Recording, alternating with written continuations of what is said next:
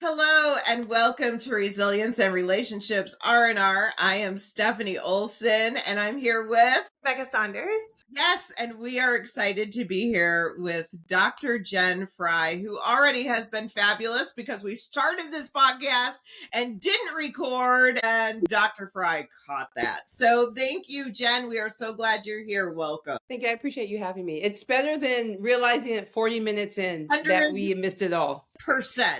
Yes, absolutely. Well, Jen, we are glad that you are here. Tell us a little bit about yourself and what you do. Yeah, I kind of have to go a little bit back to go forward. So I'm a former college volleyball coach, and I coached for about 15 years. I coached all over the U.S. And in about 2015, I decided that there was something different for me. People weren't having skills the way that I felt that they need to. In college athletics, we talked a lot about the X's and O's, but we didn't talk a lot about how to prepare people to be resilient and to have hard conversations, to navigate through hard things.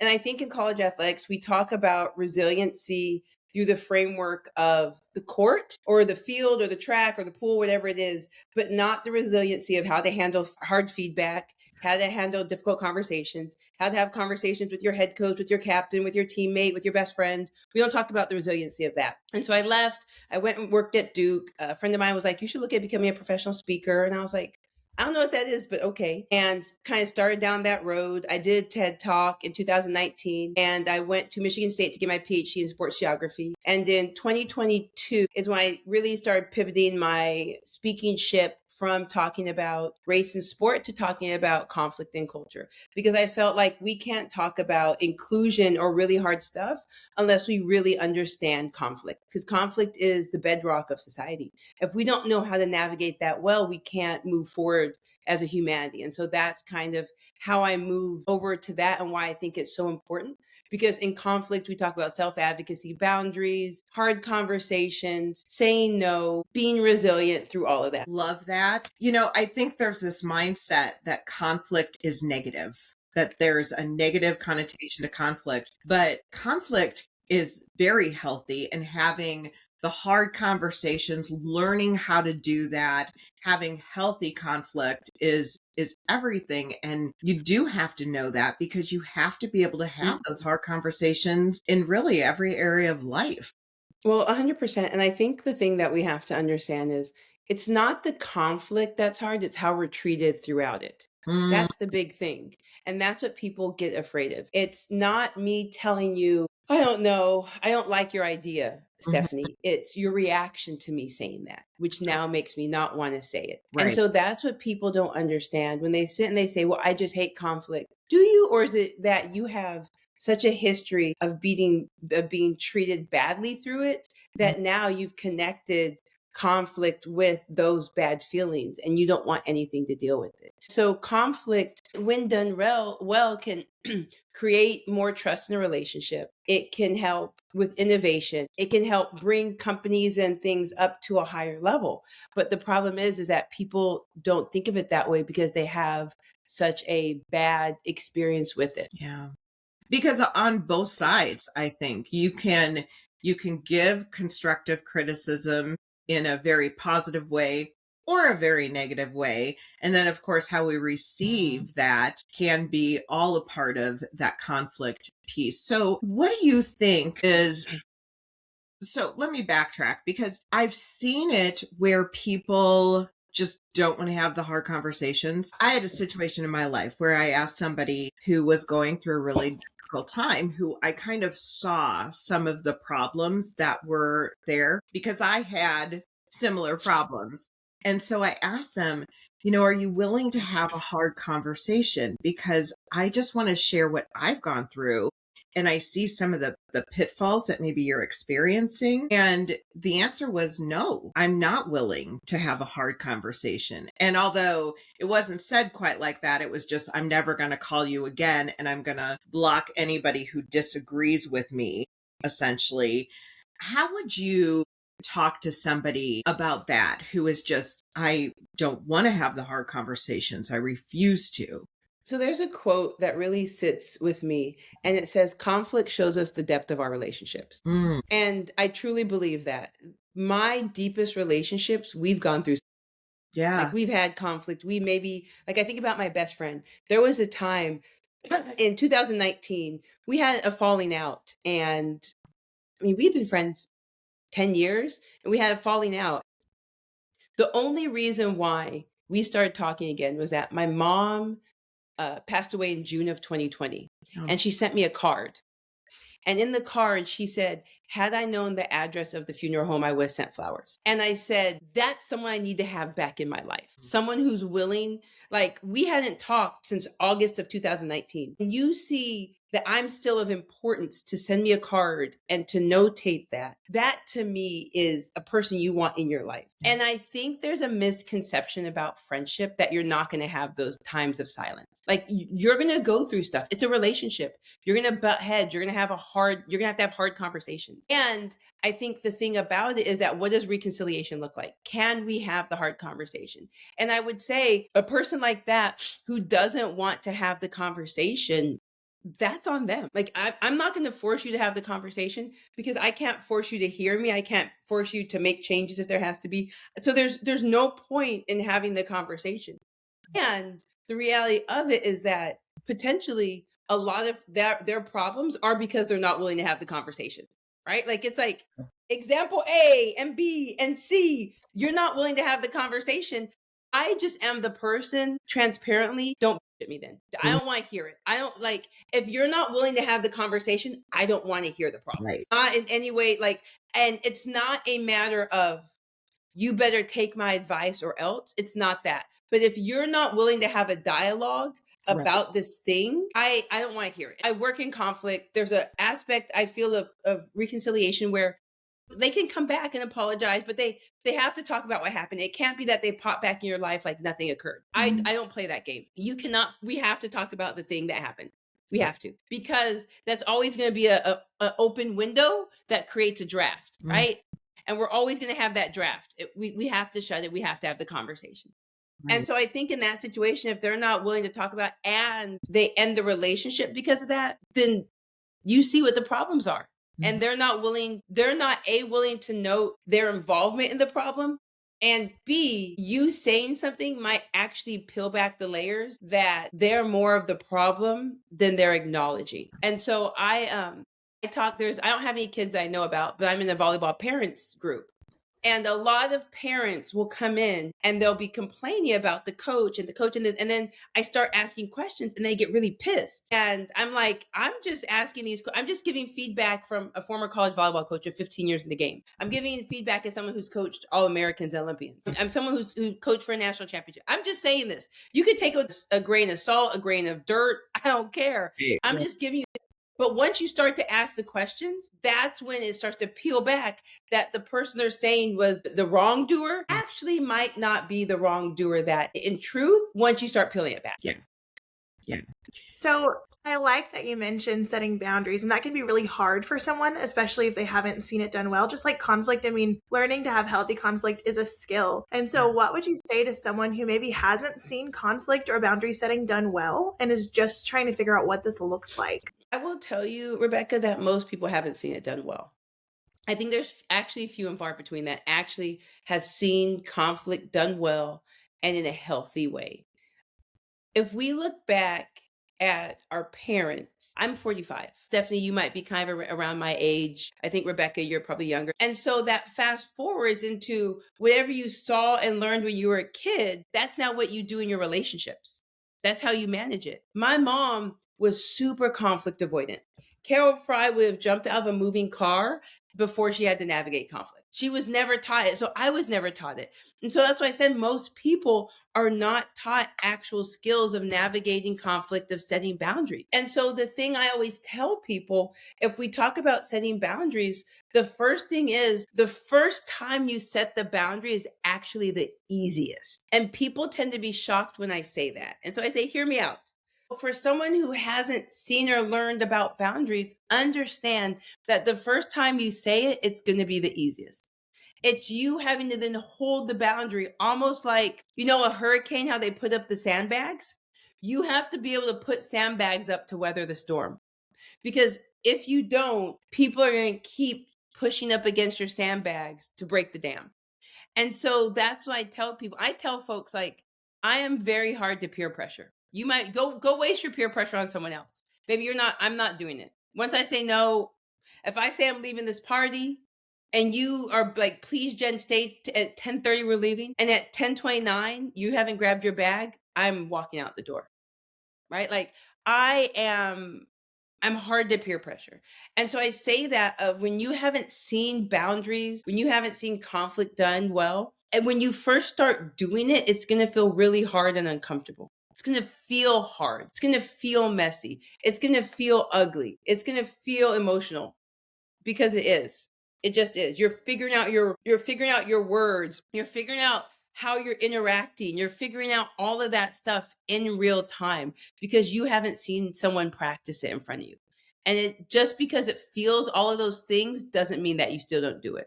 Yeah, I think that it is a learned thing. I learned strong communication and conflict resolution through my mom. And I think some people do it very well, and other people, I think it is like a fear, like I either don't want to make waves, or also I want to pretend that it didn't happen. If there's a issue, like we're not going to talk about the elephant in the room because heaven forbid anyone recognize there's an elephant in the room. And I do think that's huge. So how do you have healthy conflict? What does that look like? Whether in a work situation, a family situation, how do you have that conflict in a healthy, positive way? Well, I mean, I think it's people being willing to have the conversation.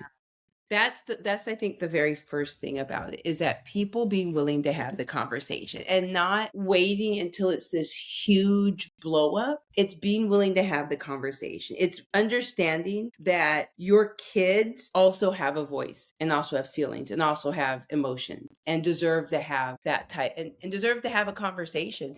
And I think so many times it's very easy for parents to say, you're young. I mean, what was the old saying? Kids should be seen, not heard. And yeah, I don't know how anybody made that work, but yes. Right? And all you do is when that happens, you make submissive kids who then are very easy to be sexually assaulted, right? Are very easy to be abused because you've taught them that their voice doesn't matter. Absolutely. And so it's like this is a kind of a random tangent that I'm going to say real quick. But so in the Volleyball Moms, there's this thing that they were doing where they were taking clothespins and they'd put like, "You're great" or something on it. And they would be just attaching them to people without the people knowing. Like they'd go and put in someone's hair. And I'm like, we don't want to do that because we have to teach consent, right? Like you have to and I know the whole thing is like, surprise, you got it, cool. Especially when you're attaching it to someone's body, you have to have a wanker or something. Their bag, and this would be like in a gym, a volleyball gym of like 30,000 people. They're going and just attaching them to people.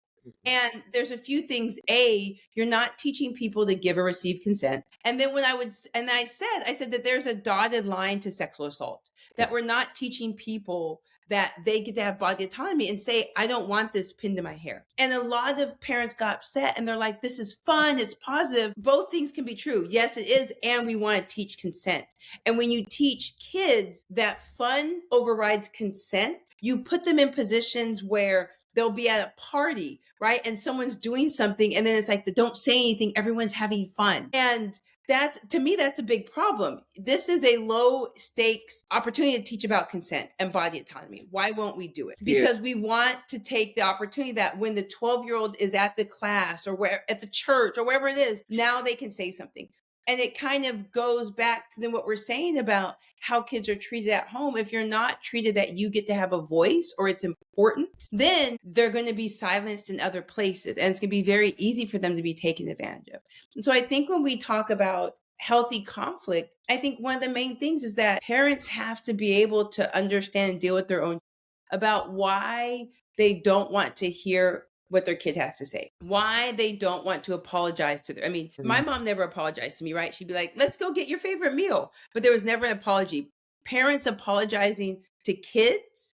And very rarely, I would hate to say, if you go and ask 100 people, how many people did your parents truly apologize to you? It's probably going to be on the lower number. and a real Yeah. apology. Yeah. What were you going to say, Rebecca?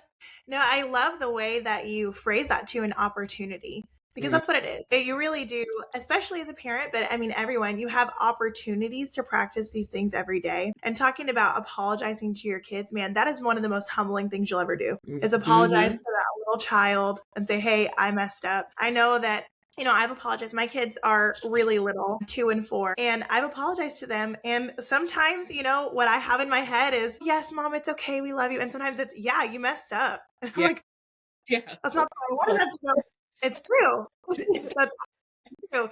And it's hard to acknowledge that, but it needs to be acknowledged. Yeah. Yeah. I had a lot of trauma early on in my life, and my mom was not the best mom when I was young. And she apologized to me when I was probably in my early 30s. I had my firstborn, and it was the most healing thing that I have ever experienced, because she said, I wasn't the best mom. I didn't do things the way I should have. And it was the most healing thing. And to your point, that also taught me that there's nothing more important than owning the stuff that you've done wrong and then apologizing to your kids about that. And that is where you teach. You made the comment about consent and how the parents were not happy about that. I also think one of the keys to healthy conflict is listening. Instead of just trying to, I want to give my point across, I want to tell you what I think, just listen. Why? Really? You don't think that's just fun? And tell me why that might be something that might cause a problem later on.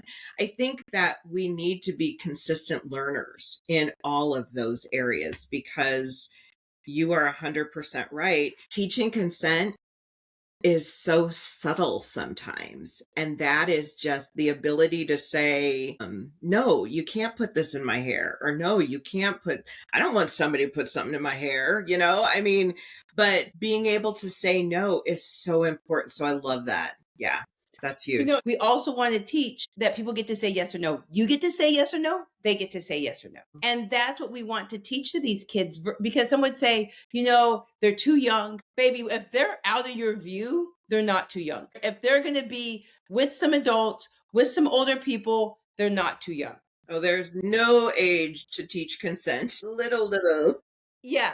And so that's what my whole thing was that, and for me, it's when people, and I think we can all attest to this, when people are behind a screen, they will say whatever. And it's actually funny, because I think it was like 3 women on different occasions rip me a new and then apologize afterwards. One woman, it was probably the funniest thing. It was like, she ripped me, calling me a hostile, all this stuff. And then I had posted the day before about something volleyball specific.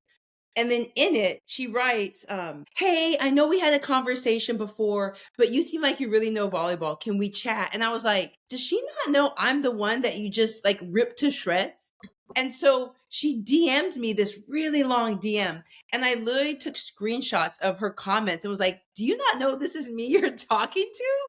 Like, and I give her credit, because she was like, I apologize. She was like, I realized I got defensive because you were right about what you were saying. And she gave a really good apology. I said, and put that in public, post that. And she did. And I appreciate, she said, my kid is more important than my ego. That's good. And so I respected that she said that. And we've actually been great ever since then. But she was also like, your information, I don't think I would have gotten from anyone else. She's like, I really needed this. And I appreciate it. And that's what I'm saying about reconciliation. There's, of course, a level where I'm like, nah. But like, there's level, if you come with a true apology, like what we talked about, where you're like, I am sorry for what I said, then we can have the conversation. And so many people think that they can move forward without actually acknowledging with a real apology. And like you said, when you apologize to kids do not care about your feelings. They do not. And I think it's about also being able to be like, I know these kids are about to get on me, but I still need to apologize, acknowledge when I was wrong. Because if you're not going to do it, how dare you expect them to do it when they've done wrong? Yeah. Well, that's where the learning comes in. I think that's something huge with kids specifically. Now, this is like, I can get on this soapbox and rant all day, that I don't feel just in general that kids are really treated like whole people. No. And that's something that is so frustrating. But especially when it comes to things like this, like, yes, they are people with feelings and they have not, gotten their filter completely yet. They're going to say whatever they say, but they learn from you, right? And so how can you expect them to have self-control without you also practicing self-control? And how can you expect them to apologize to you if you're not willing to apologize for what you've done wrong? Because no matter how great of a parent you are, you've always made at least one mistake, right? And so we should be taking credit for not just our successes, but also our failures to them. And one of the things that I tell my littles is, if I apologize for something, I will say, you don't deserve to be treated that way from me or anyone else. And it's okay to tell me. There are times that, I've tried to drill this into their minds where you might hear one of them say, I don't deserve to be talked to that way. Yes, you're right. How great to begin advocating for yourself at a young age and doing it in a safe place as your home. Yeah. So kind of to add on to that. So I talk a lot about with youth sports of self-regulation, self-advocacy. And a lot of parents in youth sports, their first thing that they want to do when they're feeling a lot of emotions is to go and talk to the coach. That's their first step. And I'm always like, this is not about you. You are not the main character. Your kid is. And even if you're feeling every single emotion, it's your kid that has to go self-advocate and to talk to the coach. And I'm not saying that they talk to the coach by themselves, but they have to be the one that leads the whole conversation. You are a role player. You are a backup singer. And a lot of parents don't like that. And when I talk about self-advocacy, it also means that these kids have to learn how to self-advocate in the home. And that's a hard thing for parents. We can't have a kid that self-advocates on the court with their coach, but not at home. And then that means that parents also have to work on those skills themselves. And it's very difficult to be able to understand that part, because especially if you've never been taught of how to work with the kid that self-advocates. We want our kids to say no, right? We want them to be like, no, but then guess where they have to learn it? In the house. And then you have to learn as a parent, how do I regulate my emotion when I have to leave in 5 minutes and my kid is saying no to every single thing and walking around in underwear, right? Like that's the hard moment of hearing those no's. And I say this also as someone who doesn't have kids. I have a cat. But it's one of these things of how do we teach them in the middle of those really hard situations, I think is one of my biggest things. Yeah. And I think it's teaching them as a parent some of those boundaries that you put up early on. Like, do you want to wear this or this? You get to choose, but I'm not going to give you the choice to wear everything. And so it's teaching that and also teaching your kids. And the more they get responsible and older, the more choice they get or the more opportunity they have to say no. But that does need to be a learned thing. And I love it. I love listening to Rebecca. She's in the midst of all that. My kids are adults and hers are not. And I love it because, and I will say, Rebecca's an amazing mom, just an amazing mom. And so it's great to see some of that because she is just brilliant in how she raises her kiddos. I appreciate that. I don't know that I would always agree with that. I like to say I'm a mom who's constantly learning how to be a better mom. All are. I still am. My kids are adults.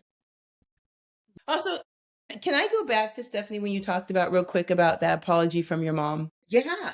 I think one thing that we need to understand is that there's no time limit on apologies. Yeah. There isn't. And I think sometimes people think that, well, it's been so long. I had a friend that there was about 4 of us that went on my 30th birthday cruise. And this was 15 years ago. And to her, I had no rhyme or reason. I was just a little, she did nothing wrong. I was a little to her and then expected our relationship to stay the same. And that's my fault. Right? That's what people think, is that I can do whatever I want and still the same. And rightfully so, it wasn't. And so probably 8 years after the fact, it was a long time. Out of nowhere, I just was like, I never apologized to her. I was like, I never did. And so I randomly called her up and I just said, Janice, I said, I don't know if you even care. I said, but I just wanted to apologize for my treatment of you. I said, I was in the wrong. I should not have done that. That was my fault. You did nothing wrong. I was a jerk to you for no reason. And I apologize. And she started crying and she was like, thank you. I thought it was me. And I was like, nope, it was all me. You did nothing wrong. And our relationship has bounce back from that because of the willingness to apologize. And like, there's no time limit on it. And it has to be a real apology. And so that for me, like, literally, I just was like, I screwed up and I'm sorry about that. And so I think that we have to understand that there's no time limit on apologies, especially a real one. You just have to be willing to give it and to know that once you give it, it's up to the person to determine what the next steps are. You don't get to give the apology and be like, okay, we're fine now. We're fine. No, you get to give it and say, whatever happens, this apology was given, and that's all there is to it. That's really good. I think that's absolutely right. There is no time limit. That's excellent. So we are closing in on time, but if you could say one thing about the importance of healthy conflict and whether it's how to initiate healthy conflict or how to receive it, what would you say? I would just say that your relationships are worth it. Like, your relationships are worth conflict. I think, a friend of mine, Victoria, says this, the quote, it's, the absence of conflict is not harmony. And some of us have Say that one more time. I'm sorry. That's powerful. Say that one more time. The absence of conflict is not harmony. That's good. And so many times we are so afraid of conflict happening. And the reality of the situation is that our fear of conflict happening is actually hurting our relationship more than if conflict does happen. And that's why I'm saying, like, your relationships are worth conflict. And if you say, well, I know if I tell this person how I feel, or I'm upset, or I'm disappointed, they're not going to be in my life. Okay. Like, and I say that in a very simple way. But like, why would you want someone in your life that you can't be honest with? Why do you want someone in your life that you can't be your whole authentic self? Like, I wouldn't want to have a relationship with someone that I can't say that hurt my feelings. Yeah. And so, like, your relationships are worth conflict. And so if you're a person that is afraid of conflict and you're holding all this stuff in, I would say it will be hard for your partner, your friend, whoever it is, because you're probably going to word vomit everything that's wrong. And so you have to understand that they're going to have a reaction, and they'll also do that reaction. Right. If for months, years, whatever, I've thought everything is fine, and now you vomit all these things that you're upset about, that you've not given me a chance to explain or defend or anything, I'm going to have some feelings about that. And I think we have to be okay with both sides of it, right? Of receiving it and understanding that when someone hasn't had a chance for a long time and now you put everything on them, well, they're going to have some feelings. Yeah. And both sides are going to have feelings, and it's about working through it. And, that's kind of the main piece, is how do we work through this kind of bomb that is wrecking everything that we thought was fine. Yeah, that's really good. Well, I really appreciate this conversation. Jen, what is the best way that people can find you and reach out to you?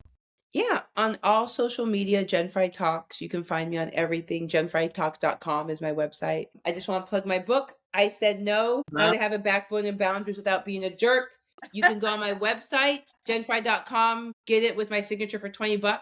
Or if you're like, I want it immediately, you can go on Barnes & Noble or Amazon. Yeah, any Jen Fry Talks on anything. Find me, follow me, all of that. I also have a podcast called 5 with Fry, where I talk all about conflict. It's 5-minute bits, so it's really quick. And I will have guests on with the central question, what's one conflict you had that made you better? That's good. I love that. Well, we will put that all in our show notes and make sure that everybody can find you and get that information and buy your book. Yes. But thank you so much for this conversation. I think it's so important people understand that not only is conflict important, it's necessary in a relationship, and it's all in how we do it and receive it and all that good stuff. So thank you so much for being on the show. I really appreciate it. See you next time. Get some R&R. We'll see you later. Thank you. Bye.